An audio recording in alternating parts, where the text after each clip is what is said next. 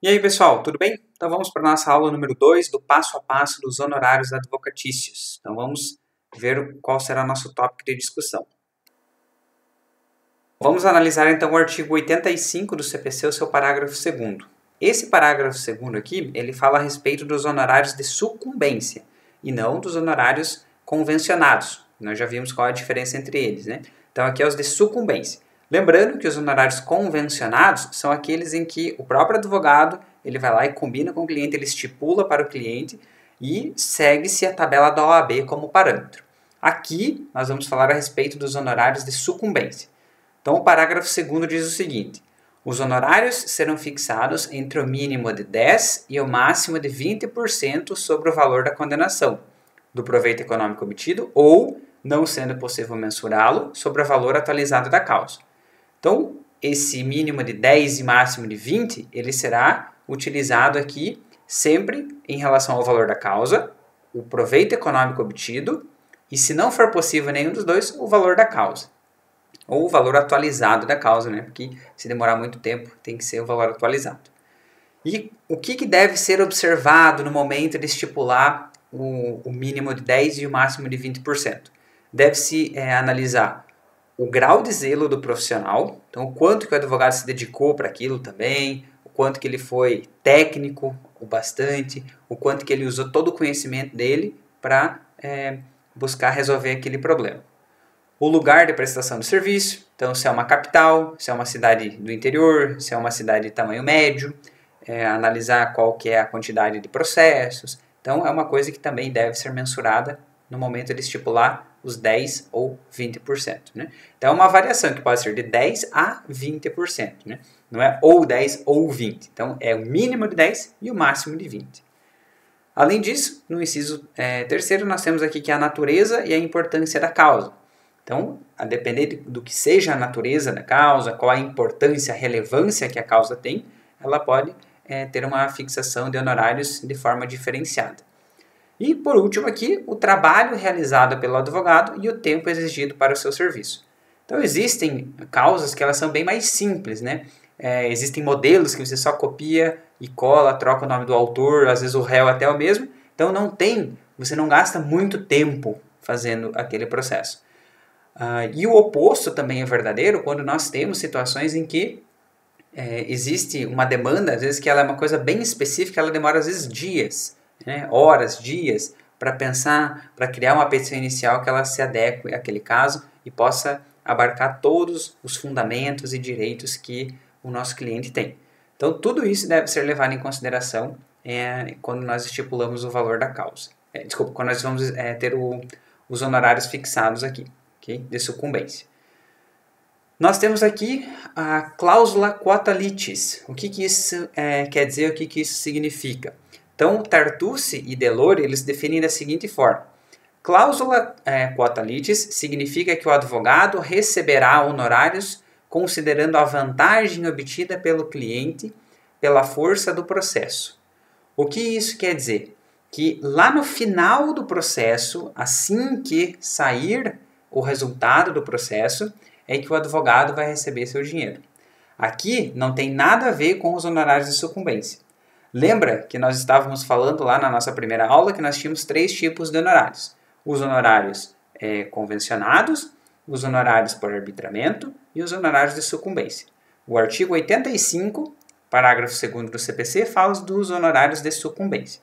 Aqui, a cláusula quota litis é quando o nosso cliente ele não paga o honorário convencionado lá no começo e só lá no final ele vem fazer o pagamento desse honorário. Então, nós chamamos isso de cláusula quota litis, que significa que só quando o processo acabar é que uma porcentagem vai ser estipulada em cima do valor que foi ganho. Então, por exemplo, existem algumas ações tributárias em que há um certo temor. O cliente, mas eu não sei se eu posso ajuizar essa ação ou não, eu não sei se vale a pena ou não.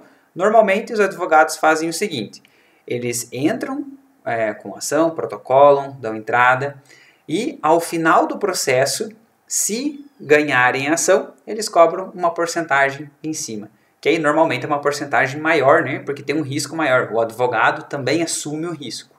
Então, a cláusula quota litis ela está relacionada não aos honorários de sucumbência, mas aos honorários convencionados. Quando o cliente ele não paga no começo e ele paga lá no final uma porcentagem em cima do que vai ser de fato o ganho dele, né? Então, assim, a remuneração do advogado está vinculada ao sucesso na demanda.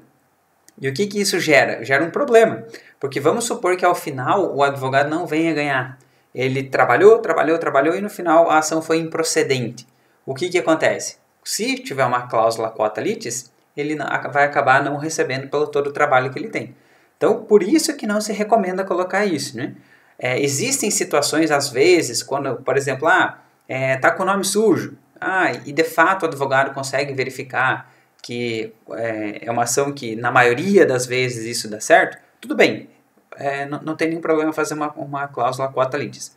Mas se é uma coisa que é temerária, uma ação que pode ter entendimento para os dois lados, recomenda-se fazer uma cobrança no início do processo e aí depois, lá no final, talvez dividir os honorários, 50% na entrada, 50% ao final, mas há uma discussão. Mas recomenda-se só naquelas causas em que de fato já se sabe que a probabilidade de ganho, né, a probabilidade de procedência é alta, aí tudo bem, fazer uma cláusula quota litis. Caso contrário, o risco passa para o advogado, porque ele vai estar trabalhando, não vai estar recebendo nada, e se afinal for improcedente, ele sai no prejuízo.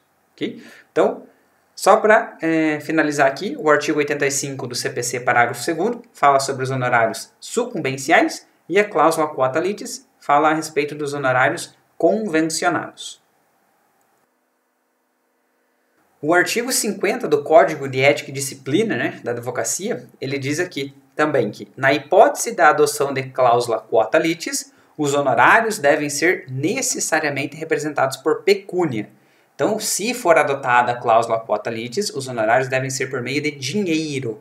Não uma casa, não um carro, nada disso, mas dinheiro, pecúnia. E, quando acrescidos dos honorários da sucumbência, não podem ser superiores às vantagens advindas a favor do cliente. Então, não pode o advogado, ao final do processo, ganhar mais do que o próprio cliente veio a ganhar com aquela ação.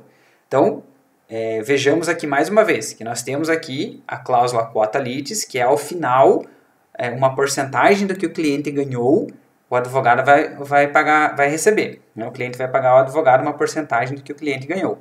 E além disso, tem os honorários de sucumbência que nós vimos, que é entre 10% e 20%. Então, ao final, somando os honorários de sucumbência com os honorários aqui da cláusula quota litis, né, que vai ser repassado, não pode o advogado ficar com mais vantagens, né, do que o próprio cliente, do cliente que ele representava. O parágrafo 1º diz o seguinte: a participação do advogado em bens particulares do cliente só é admitida em caráter excepcional. Então lembra que a gente viu que necessariamente deve ser representado por pecúnia, dinheiro, né? Não um bem, vou ficar com o carro do cliente, com a casa do cliente. Isso é em caráter excepcional. E quando? Quando esse comprovadamente não tiver condições pecuniárias de satisfazer o débito de honorários. Então somente se o cliente comprovadamente não conseguir fazer o pagamento através de pecúnia, ele pode dar um carro, uma casa, sei lá, um barco, qualquer coisa que possa servir como pagamento ao advogado, né? Então, nesse caso, deve ser ajustado isso em instrumento contratual. No próprio contrato, lá nós vimos que recomenda-se então fazer um contrato sempre, né, por escrito, para evitar qualquer problema, e coloca lá no próprio contrato lá que essa será a forma de pagamento, porque comprovadamente, então lembrando, tem que sempre comprovar que aquela é a única opção, que não tem outras opções, é a única forma de pagamento. E o parágrafo 2º diz o seguinte: quando o objeto do serviço jurídico versar sobre prestações vencidas e vincendas, então vencidas aqui já venceram e não foram pagas, vincendas as que ainda vão vencer. Então, quando o objeto do serviço jurídico versar sobre prestações vencidas e vincendas, os honorários advocatícios poderão incidir sobre o valor de umas e outras. Então, pode cobrar uma porcentagem em cima do que já venceu e do que irá vencer. E o que deve ser observado? Os requisitos da moderação e da razoabilidade. Então, tudo que não for razoável, né, não for moderado, sempre há a possibilidade de discussão, né, e tentar reverter. Mas, atendendo esses requisitos de moderação e razoabilidade, é possível tanto analisar o serviço jurídico sobre prestações vencidas e as que ainda vão vencer. Bom, o que nós tínhamos que falar aqui nesse vídeo, fazendo um resumo bem geral, era em relação à porcentagem entre 10% e 20%, que deve ser estipulada, né? De acordo com o artigo 85, parágrafo 2º do CPC. Analisamos também a cláusula quota litis, que mais uma vez não tem nada a ver com os honorários de sucumbência, ela está relacionada aos honorários convencionados, que é quando o cliente não consegue pagar no começo e lá no final do processo ele vem a pagar o advogado então. E recomenda-se não fazer isso porque ao final pode ser improcedente e aí o advogado trabalhou e não vai ganhar nada. Eu agradeço a todos então, por terem assistido esse vídeo. Qualquer dúvida, qualquer problema, estou aqui. Minhas redes sociais estão aqui, meu e-mail também. E vejo todos na aula número 3. Obrigado, pessoal!